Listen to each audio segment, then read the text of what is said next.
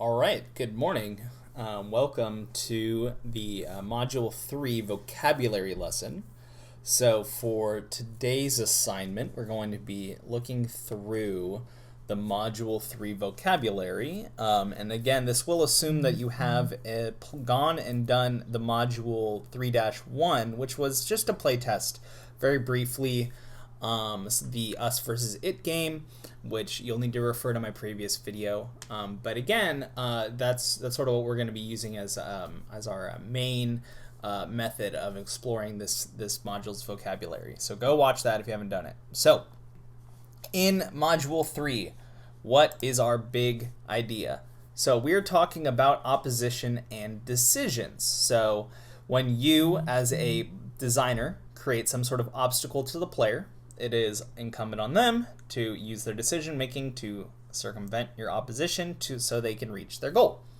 So how meaningful are the decisions we're asking our players to make and the opposition we place in front of them? Is it too cumbersome and annoying, or is it the right amount of challenge for the player base we are trying to accommodate? So I'm going to skip past talking about playing us versus it. Go check out my other video, blah, blah, blah. Okay, so we talked about the 5 whys in the last video. And again, the 5 whys is just a way of drilling down from a symptom of an issue down to the cause. So the cause of the game not being fun isn't because the robot won and you lost. Why did that happen? We need to get deeper than that. So we are going to skip past all of this, blah, blah, blah.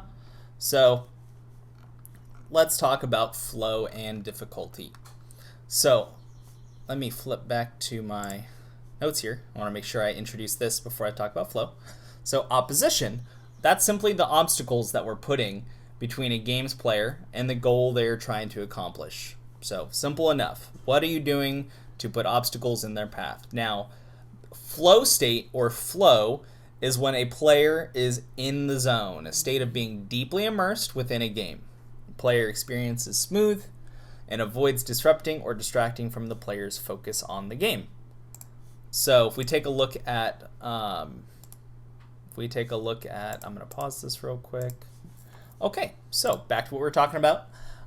Flow state is this area in our little graph right here. This isn't scientific or super scientific, but it's just how much skill it's asking the player to exert, how difficult the actions we're asking them to do. When you have a good balance of low effort, low difficulty, low skill tasks, and let's say high skill, high anxiety tasks, so your climactic points, you want to have a good balance of those. So flow, blah, blah, blah. When a game experience dips out of the flow region, it either gives you boredom because you're not really enjoying how not difficult what it is that you're being asked to do. Even if it's not difficult to do, you will be bored of doing it repetitively.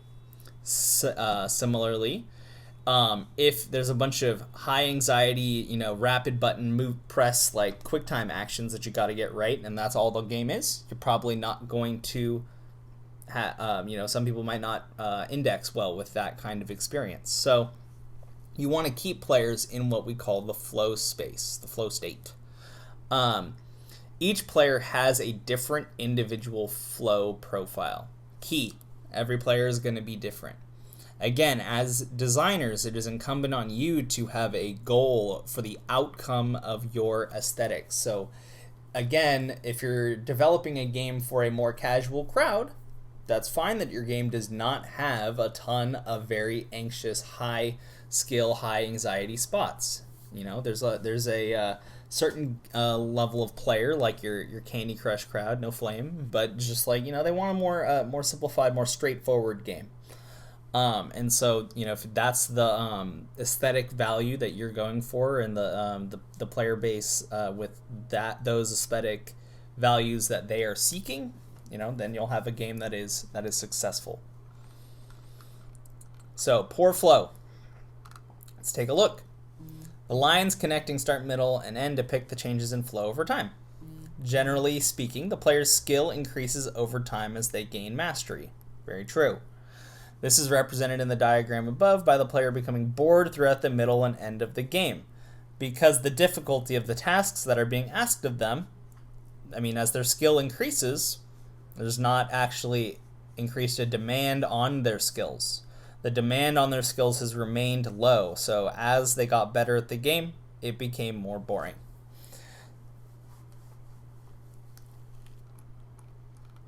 So here's how I would describe this. Sudoku is a good example.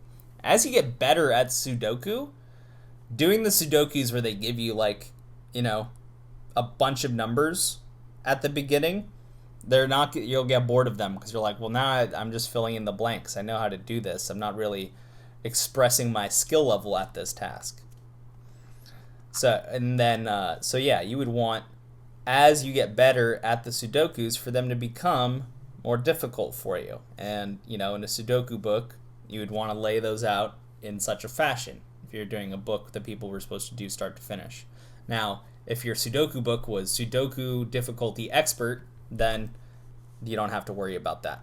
They'll all be up here, but you're also asking people to buy in at a high skill level as it is. So again, considerations about the player. So good flow. So as you can see in this flow pattern, it says start, section climax, blah, blah, blah, middle, and end.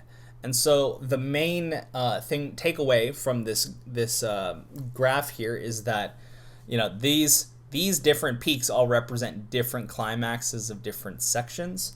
And so you want to create periods where the demand on the players increased and then give them time to release from the anxiety, the tension, and then, build up the tension again, relieve the tension, build up the tension again, relieve the tension. So, so you can see, we'll come back to this in a second, there is this section here called core game loop. Okay? Let's go down here. A start of a section usually begins on the lower part of the flow band to prevent players from becoming overwhelmed by difficulty. So this is sort of your onboarding. Say if you're starting a new quest line in Destiny or whatever, and it's like they're trying to introduce you to where you're going and all of that kind of stuff and what the point of your set of tasks is. We got challenge to scrimmage. Interesting. So a section can be thought of as the core game loop, which we'll talk about in a moment. A designer typically increases difficulty until the section's climax, so boss fight, etc.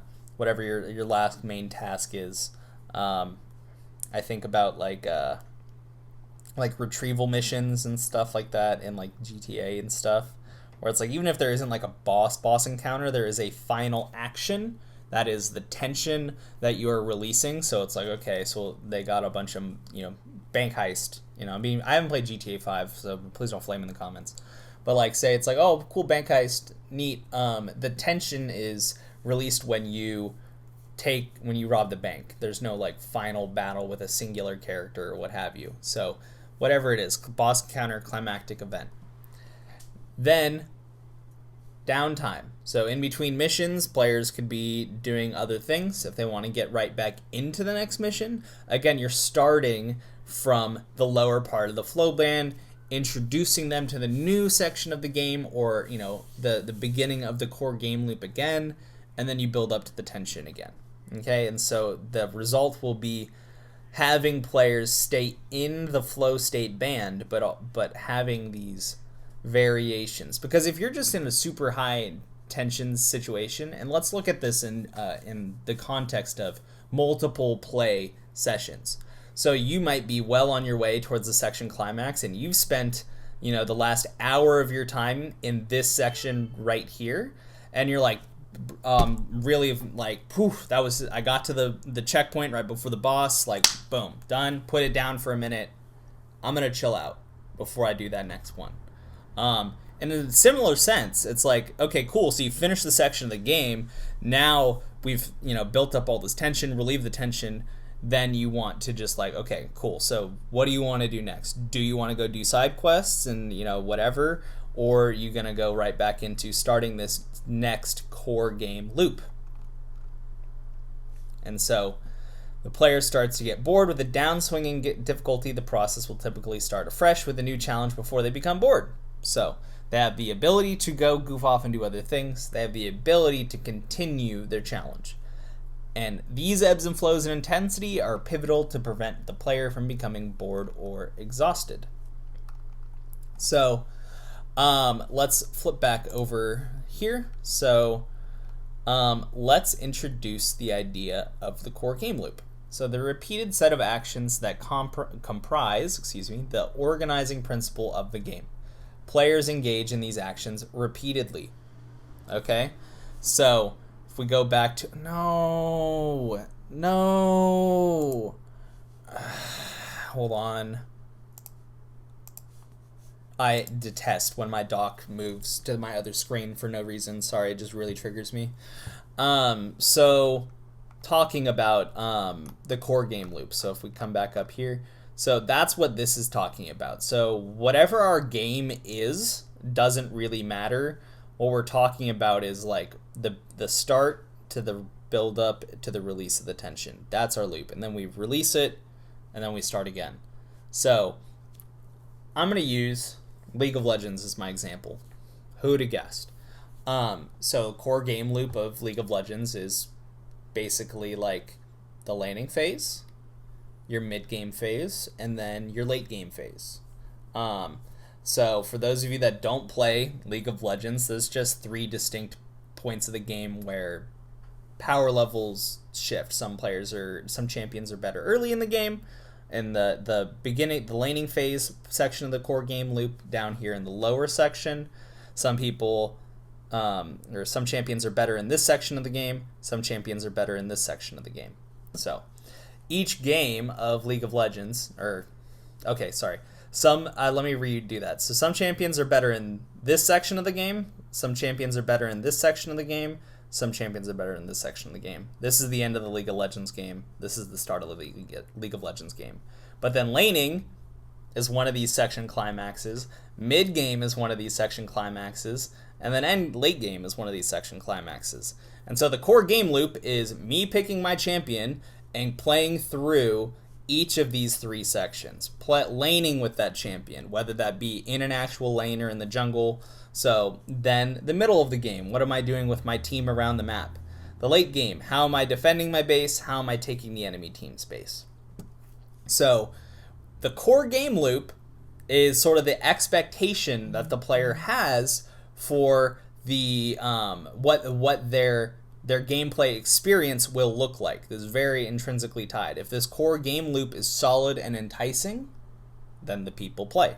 If the core game loop, if you get through one iteration of your core game loop and players are like, and then this line just craters hard down here in boredom, similar to our original bad thing where they get better and the demand on their skill is not increased, then they're just going to go through the core game loop once, it's going to crash, and they're going to be like, nah, I'm good, I'm out. So when you play League of Legends and you're playing against a funnel lane in mid lane, it's like, sure, you're playing League of Legends, like you're technically in a game of League of Legends, but the core game loop as you expect it to be is not there. And for people who don't play League of Legends, I will just summarize and say the funnel play style of League of Legends is not representative of how a typical game of League of Legends plays. In a funnel play style, one of the 5 champions on the team is getting all of the resources, and so it's really like, can we kill that one guy, or does he just 1v5 our whole team, and there's nothing we can do about it? It's very much the term in League is coin flippy. It's like, okay, sometimes they funnel and they suck at it and you just beat them, and then it's like, well, they didn't have a chance because the rest of their team did nothing. And then on the other side of the coin, they flip heads, and then suddenly their Yi is unkillable, and you just didn't really play League of Legends because the Yi was just unkillable. Their whole team comp was centered around making the Yi unkillable. So, and the core game loop of like actually laning is changed for you. Similarly, in this League of Legends vein, proxy proxy singed is destroying the core game loop, which is why a lot of people, they don't even like, it's not that they dislike the champion or like think that it's a bad champion. They dislike playing against singed players because they're not playing League of Legends like they queued up to. They're playing against proxy singed League of Legends where they have to chase the singed around the map while he's taking all of the farm and just not being in lane in general. Again, not everyone's going to get this example, but the point being is that the core game loop, as the players on the enemy team expected it to be, again, going back to the laning, mid-game, and end-game of the typical portions of the overall flow band of League of Legends as a wholesome game, but not wholesome, wrong word. But that core game loop is out the window when certain champions or gameplay styles are introduced. And so Riot, again, this is sort of tangenting on the idea of good flow though and core game loop, Riot does their best to try and keep these alternative play styles, if not, they don't try and gut them completely so they are not playable, because again, other players might identify with that core game loop. More power to them. But they recognize that it is overall disruptive when the majority of your player base expects a particular core game loop, and they are instead being served another one of those because of the champion picks of other players in the game. Because in a game of League of Legends, there's 10 players in it, 5 on each side. So if your teammate decides to play Proxy Singed or Funnel, and you can't tell them not to do it, well, good news for you, I guess. Your core game loop has now been altered. I hope you enjoy it. Because if you don't, that's 25 to 30 minutes of your life that you are just going to be trapped. So that can also be a balancing concern. So if we're going back down here to talking about how things happen with flow, so what would cause players to drift below into the boredom category? Skill exceeds difficulty for prolonged periods of time. Too much downtime. Repetition of content without meaningful difference between the experiences. So, now, looking back to the examples I just gave, you might be like, well, hey, if you're saying that repetition of content without meaningful difference and all this stuff, or skill exceeds difficulty, well, aren't those other play styles a way of keeping the game fresh and trying to keep things out of the boredom category? They can be. Again, with a lot of these things, it's not necessarily always the rules. It's knowing when to break the rules, and that can be kind of a nuanced point. But so I hope you understand my meaning with that, where it's like, okay, those can be good in the right circumstances and the right amounts, but too much can be overall disruptive to the core game loop. So what are some anxieties for causing the anxiety factor? So an excess of difficulty even when your skill is low. And so that difficulty exceeds skill for long periods of time.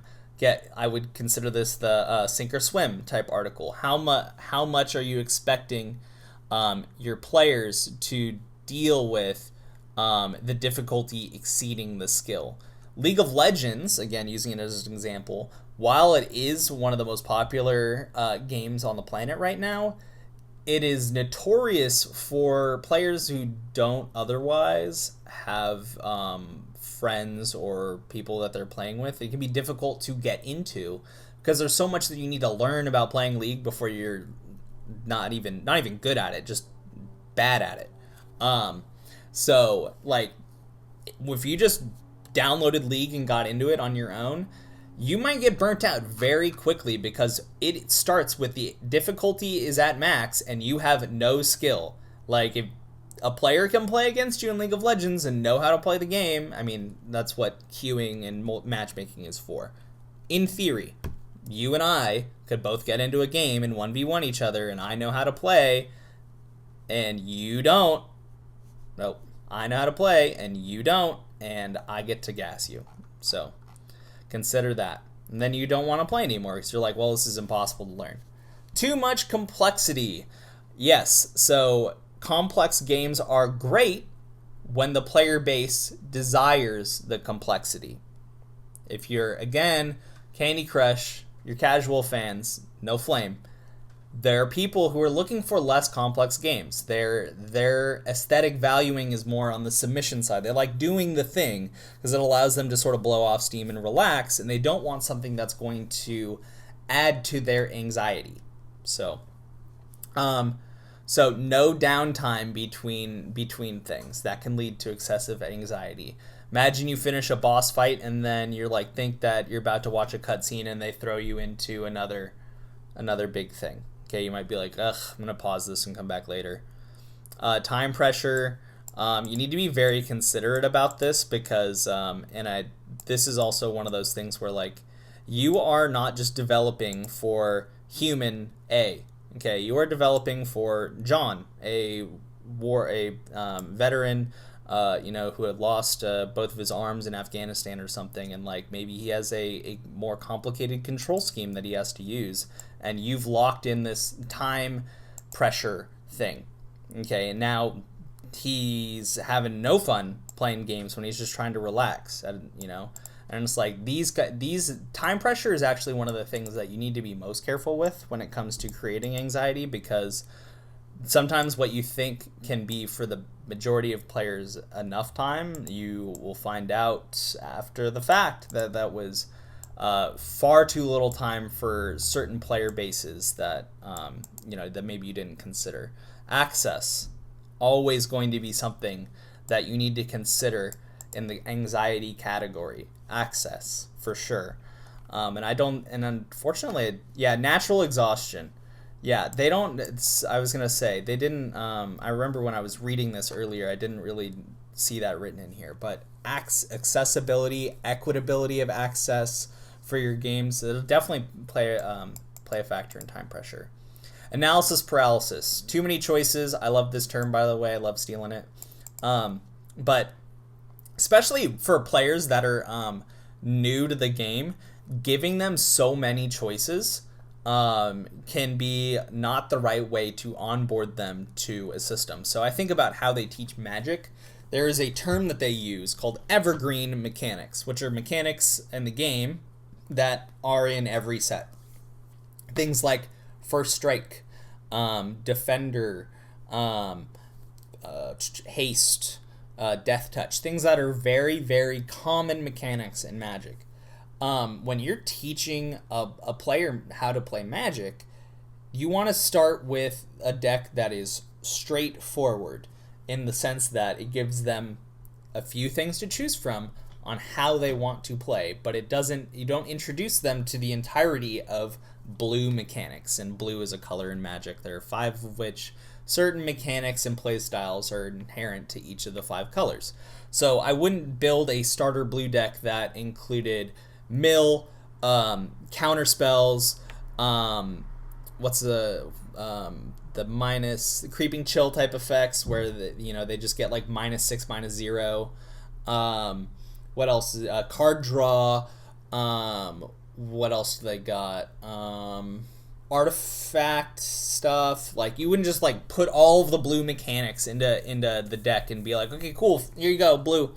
And because they wouldn't really be learning about how to play blue, because they would have so many choices and they wouldn't have the context to sift through their choices themselves. So that can be, you want to start them off with enough choices to make it a meaningful decision. But whoops, I'm on the wrong monitor. One of these pages. Okay. Where are we? Here we are. So meaningful decisions, and then you build from there. As they get more adept with the decisions they have, you can open them up. And then natural exhaustion. Like I said, people play and they'll be like, okay, I like grinded for an hour. I got through this difficult section of the game. I'm going to save it up. I'm going to go play Animal Crossing or whatever. So considerations. And I think, and that is an important thing too, is that's all well and good with letting the players will choose. The players always count on the players to leave when they're bored or tired or whatever. The the point though is that you as a designer want to create an experience that naturally keeps them immersed through the duration that you have designed for. So it's all well and good that the player might decide, okay, I'm done for today right here. I'm just gonna pause it and save it up. But good design is going to lead to a player playing through and then reaching the natural end of your section and being like, that's the place to put down the controller for the day. There's nothing wrong with the players choosing when they're going to stop, but it's a consideration that good. It go back to the Futurama quote when Bender becomes God, and he's just like, when you've done your job right, people won't be sure you've done anything at all. So when you've developed a section with good flow and a solid core game loop that your player experiences and enjoys and buys into, and you naturally bring them to the end of your section, and that's when they naturally choose to be exhausted to go into that last point, you've done a good job. Now, enough about that. A well-designed game will ensure that the player's opposition are also improving when the player improve, or the game's inherent difficulty increases in tandems with the player's increase in mastery. Single-player game, core tenet right there. So, flow discussion. Flow states are important to immerse players in the gameplay experience and increase enjoyment. Yes. Many different factors affect flow in different ways. Yes. So, as you guys, yes, we talked about this. So, let's talk about some of this. Have you ever quit a game and why? So, consider that. What are some of the games that maybe you've quit playing in the past? I quit Minecraft because I got very bored. Quote unquote analysis paralysis, I would say. It's like, I can build, I guess, but like I don't know what to build, and just Minecraft was never my game. I don't hate on it as much as I did in the past, but so some of these reasons are expected trade-off for certain design decisions. So this example here is perfect. A game that is not multiplayer will not be able to serve players that are looking for fellowship type of fun experiences. Again, this is knowing and accepting what your audiences are and what they're looking for. So for me to say that Minecraft isn't my game doesn't mean that Notch is not a good developer. He's an excellent developer. I'm not going to put... He's very excellent for making Minecraft. I'm not up to date on current Notch, but I'm assuming he's still a chill dude. But so that's not my vibe. I'm not going to take away from a professional developer with much success, more success than I'll ever know. It's like, no, it's not my vibe. So that's a trade-off. My playing is a trade-off for the design decisions they made. So it is desirable to not have players quit your game for reasons that are easily avoidable. So the idea is that if players quit your game for well-founded design decisions, that's an expected trade-off, but you don't want to have players quit because your game sucks. Case in point. What games do you play for a long time? And I'm talking either you've played the game, continued to return to the game for a long period of time, or even games that allow you to sit for long periods of time to play them as well, both sides of the coin. So I think about Civilizations, which is not a game that I play very often, but if I start up a game of Civ 6, I will literally play it for 6-7 hours. Even while I'm cooking dinner, I'll just be walking from the kitchen back and forth to letting the turns pass and stuff like that. And so it's I'll play that for 6 hours at a time. But I don't play it that often. Whereas League, I tend to not want to play it for long periods of time, even if I'm even on my third win, if I won 3 ranked games in a row, I'm going to take a break. Just because I'm going to be okay, cool, I'm going to chill out a minute. Usually if I get 2 losses in a row, and if they're one of them is reasonably bad, I'll take a break too, just to, fix my mental a little bit. But it's I've played League literally since 2011, 10, somewhere in there. So it's like I've stayed with the game for a long time because I very much enjoy the core game loop. And to be fair, because the league has changed so much over the 10 years, and they have continued to improve upon that core game loop in a way that I still to this day continue to enjoy. And I have sunk, I'm gonna guess, probably about a G into the league at this point. I don't mind saying that. Yeah, basically had disposable income since League's been a game anyway, so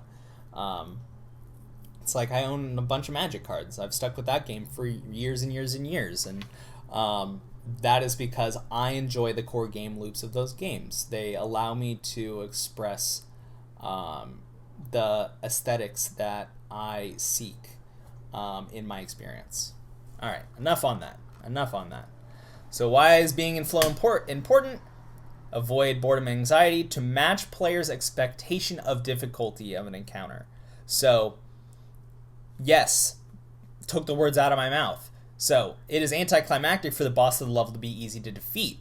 So, if you do a whole quest line and you get to the boss at the end of that quest line and they're weak or like the experience is not fun, you've just cheapened the entire. Not only was that experience bad, but you've cheapened all of the other experiences, because now they're going to, and there's not really much you can do about that. I mean, they might, if you get them in a sober moment, they might be like, oh well, the rest of the quest line was good, but the boss fight really was not great.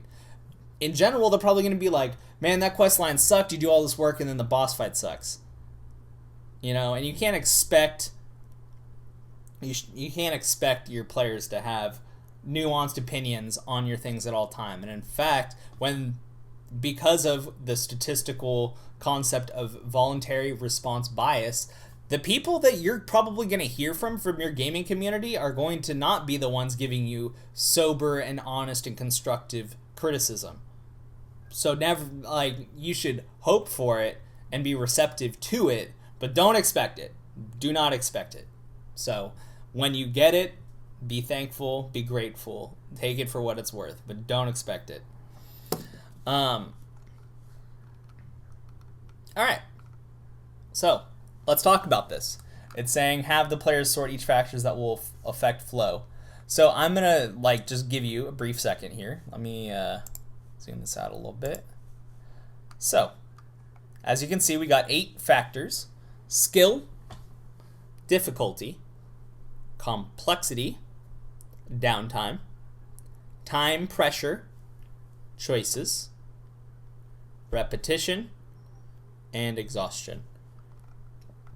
So I'm assuming they're asking us to place these where, oh, you guys can, okay, never mind. You guys can see the answers on here. Well, consider these. So, as you can see here, skill. Increasing a player's skill will move the point to the right. So we're talking about skill will move the factors over here. Difficulty moves your points up here. Increasing the complexity increases the difficulty and will therefore increase the anxiety. Downtime increases difficulty. As downtime increases, difficulty decreases, and the point will move to the right. So then they start getting more and more bored. Okay? So the more downtime they have, the more bored they are. So the time pressure, as time increases, difficulty increases, and so it becomes a more anxious game state. Choices again, as you increase choices, you increase the anxiety of the player as they have to make continued varied decisions. Repetition makes things bored. The core game loop can be well and good, but that's a game I quit playing. That came out fairly recently. Is Assassin's Creed Origins, the Egyptian one. Man, beautiful game. I really wanted to buy into it, but I stopped playing it for the same reason that I stopped playing Black Flag, or relatively similar to the reason I stopped playing Black Flag. Black Flag, I couldn't stand the ship combat at all, and there was so much of it. I hated it, and so that's their choice. I'm sure a lot of people like the pirate ship combat. detested it, stopped playing that game. No harm, no foul. That's their design decision. I don't need to flame them as designers. I would just say that I would probably enjoy that game more and have finished it if there was less of it forced upon me, because it wasn't like a decision I could make in certain points. Most of the game you could, yeah. Anyway, so with the recent Assassin's Creed, though, I could choose to a bunch of different missions, but they were all the same mission. Like, the player, like the NPCs involved in it, the location was different, but it was all the same. Go do X, and then, oh, there's people there that are being bad, you gotta kill them. And then there's like go kill this guy, and they're already a bad guy, and you're just gonna go kill him. And then there's like the tracking one. Oh my god, the tracking ones are so dumb, because the NPCs, like, you'll be around a corner, and then suddenly it's like telling you you're about to desync. I won't even get into it. So yeah, that one made me stop, because I was just like, come on guys, I get it, but damn. And then exhaustion. So exhaustion typically manifests when you stay too close to this border. So that'll make people more anxious. Now, I've already talked about this. So what is the point of the oscillation within the flow band? Or the ebb and flow, so to speak. And that's basically because you want to naturally generate these periods of downtime in your game. You don't want players you don't want players to decide when they're bored. You want to create periods of downtime where it's natural to the player, as I was saying before, to put down the game, where they're like, oh wow, I just finished that section, it's pretty chill, like, before I get into anything new, this is the right place to put it down. And similarly, it's like, okay, you just finished a story section, and you're like, oh, maybe I'm going to go do some of those side quests now, okay? And do some of the more downtime type stuff. And then when you've done a few of those and you're sort of like bored of doing side quests, you're like, okay, let's hit up that next story quest or whatever. And still, even in that sense, like, I'm talking about the players, like, making decisions, but you're having the anxiety time, or, like the tension, and then you have these periods of time where there isn't any tension, and they can make these decisions about whether they want to go forward in the story or not. Were you ever in the flow while playing Us versus It? The goals game we didn't play because it's paper football on the table. We can't do that, obviously. Why or why not? The tank decisions of the game are pretty solved. Yes. Yeah, so that was sort of our experience, is that we solved it pretty quick, how to just beat the robot because it just went to the left. So either, like in our case, it got really boring because we knew exactly how to just beat the robot because it only went to the left and forward, and that we knew that we could just suicide the tanks. And then ultimately, even if Us versus It is well balanced, it starts to get boring. Why is that? There is not a whole lot to do. So part of our Module 3 assignment is to try and work on the rules for this game. How can we balance it better? How can we make it a deeper game, perhaps? The game plays out roughly the same way each time. There's low variance between the playthroughs. Also, very true. Either the robot wins or you win. Or the tanks win, I guess. And given that the robot always follows the same actions, there's not very much variance. And so let's jump down to this question here. This flow diagram is powerful for describing skill and difficulty are related in single-player games or new game experiences, typically of finite length. How can it be applied to multiplayer games? So we talked about this with League earlier. The core game loop of a multiplayer game will follow a similar pattern to the core game loop described in the previous section. So their example here is basketball. Your possession is the core game loop. Now, when within a possession, the game's difficulty starts low. You're taking the ball to the opponent's territory as the clock approaches 0. The difficulty increases until the ball leaves play and everyone relaxes again. So, in basketball, the core game loop is one single possession. Now, if you start that possession with the ball, then your core game loop is the offense of the possession. If the possession is of the other player's possession, then you are now playing the defensive core gaming loop, if that makes sense. But each possession represents an individual. Each possession, each change of possession represents the recycling of a core game loop. Constructing a fair match with equal opposition is the core contributor to maintaining flow in multiplayer games. Good matchmaking. Steamrolling a bunch of kids that are bad at the game is kind of fun when you're just like, just trolling around and stuff, but like, there's a reason why people don't just sit around and just mash on bots. I mean, some people do. I mean, certain aspects like that. In multiplayer games, like, people aren't just queuing up with 5 friends on League to go mash bots typically, because there's no equal opposition there. It's more fun when you queue up with your 5 friends and you meet 5 randoms on the internet and you just take them to the fucking you take them to the damn Shadow Realm, and there's nothing they can do about that. And then you're just like, GG, easy, get good, scrubs. Don't hit enter, you type it in and then delete it, because being toxic is bad. And you certainly don't emote on them every time that you kill them in lane. You certainly don't do that. So, equal opposition. Core to keeping the health of the core gaming loop. So, what changes can be made to improve the flow state of players in us versus it? So, executing the robot sequence followed by taking 3 tank turns takes a long time, which is likely to cause players to disengage while the robot is moving or other players are taking their turns.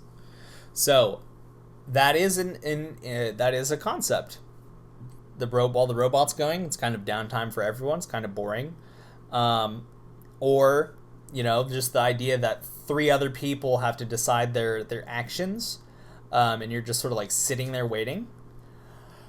So, idea. Again, you don't have to implement these kind of things. So, the core game loop can be shortened by decreasing the robot's action order from 10 to 5, or by decreasing the tank's moves per turn from 3 to 2. The designer can implement a turn timer to make players make their decisions quicker and increase the anxiety. Learning the game takes a long time due to its complexity. I don't agree with that, but okay. We could reduce the complexity by reducing the available moves for the robot or having less. I don't agree. I don't think this is complex at all. Like, yeah, other than the things that weren't listed on there that we said to sort of just like guess and come to a conclusion about. So, all right, teacher's context. Explicitly design. I mean, you guys can read this. Explicitly designing a game's core loop allows the designer to deliberately space out and structure their sub-goals and goals, difficulty, and pacing choices. These directly contribute to the player's state of flow. So, the point being is that the designer is making a deliberate choice on the structure of their goals and their sub-goals, their difficulty and their pacing choices. So the things that we talked about in the 2 previous modules. So it is incumbent on you to, like a gardener, cultivate this flow state. Sometimes you need to prune certain things out of your game that are extraneous. Plenty of games have been guilty of not doing that, where they are attached to certain mechanics that are in their game, and you're just sort of like, why is this here? Why am I expected to do this? Again, I will go back to the pirate ship things in Assassin's Creed Black Flag, which is funny because this is the this is Assassin's Creed 3 one. Just kidding. You guys can't see, but that's my flag that's behind me. And it's just like, sometimes you need to just prune things to make it a more cultivated experience. Your deliberate decision making on your pacing of your goals and such. And you can break it down into smaller loops. So from moment to moment, game to game, session to session, month to month, depending on what type of game you're doing. So like in Animal Crossing, how does the game change each month or during the seasons? How does the game change every time that you boot up the game and enter your town? How does it change? I'm going to go with this one saying like from this, starting a town to getting it done, based on how it generates your seed and which villagers show up and stuff. Moment to moment. So sort of like, what are your decision makings, in between times. There's not anything that's really on demanding your time in Animal Crossing other than how you spend it. So, but analyzing what factors go into moment decision making for people in Animal Crossing. An important reason to design a core game loop is to build positive expectations for the player for a game experience, either consciously or subconsciously. Decisive and ceremoniously meeting this expectation results in satisfaction for a player. So when you defeat your boss, or defeat a boss, or defeat an enemy player or another player online, usually, and this is very important for my animation students, in video games, defeating bosses, opening reward chests, or completing levels are often met with ceremony, audio and visual, that provides a positive sensory response.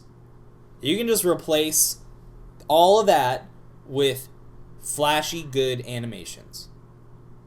If you've played a game, a video game, you know what I'm talking about. Opening up a loot box, some kind of crazy stuff going on, you beat the boss, it gives you that end game screen with like a banner or whatever, like gold stars or whatever, it tells you how you did, some loot drops of some kind, etc. And then tangible rewards too. So it's saying paper games, like you collect, like I'm thinking Catan, like you can buy the resource, whatever the cards are that aren't the like wheat and iron and all that. You can buy those cards that have the Monopoly for all the resources, or like they give you the roads and stuff. So in games, animation is a big way of sort of cueing and creating these visual cues that are an inherent part of the core game loop that you're trying to create. And again, these are signals to your player that, woo, this is positive, good for you, you did it. And yeah, so you're cueing them with these animations and sounds and stuff. So, enduring understanding. Designing the core game loop allows players to progress, gain mastery, and increases their immersion. So, what is the point of defining a core game loop structure? Typo. We're able to ensure the game is delivering adequately on putting players in a state of flow. This is accomplished by auditing the game's difficulty, pacing choices, sub-goal and goal spacing. Time is appropriate. Again, this goes, and I cannot stress this enough because it's not mentioned here. Equity is a factor, and those kind of things, but also the anxiety factor of it. And whether each goal or sub-goal is delivering a satisfying player experience. So, and this again ties into our fourth element of gameplay, which is the illusory attitude. All of this loop can be well thought out, but if the end result of it is a unsatisfying player experience, then they're not going to play it. Does not really matter the decisions that you've made, because the end result has led to this. So you want players to not fall too much outside of that flow state, or they will not have a satisfying player experience and they will no longer patronize your game. By having a consistent structure that repeats with different context, again, you don't want it to be like Assassin's Creed, where the missions are so obviously the same loop. You want to maintain the same core loop in the sense that, like, I feel like an assassin. I'm doing sneaky assassin stuff, but it's like if I'm always trailing a guy from half a screen away just to watch him. So, players can have better expectations for what the game experience is going to deliver. So, Pavlov. Those of you, I'm assuming, have heard of Pavlov's dog. So, Pavlovian responses. Setting up player expectations. All right. So, for us, what are the core, we need to talk about this? Oh, okay, so what are the core components of satisfaction with regards to the core gaming loop? Anticipation of a positive experience allows the player to deliver the ultimate high moment. So when you're about to roll up on the final boss in his evil lair with max stats and everything, you're like, oh yeah, they know what's up. Satisfying moments should be delivered decisively, so there's no confusion from the player about what happened. So make it obvious. If a player kills the boss but they're unsure about whether the boss is actually dead, that could greatly undermine the satisfaction of the moment, unless that is your point, that you don't know that they're dead. But if the point is that this is a final, moment for this, the boss is dead, this is a final moment for this boss, make sure it feels final. Contrast this to killing the boss, leveling up, and ceremoniously dropping its loot by adding a visual effects coupled with triumphant sound.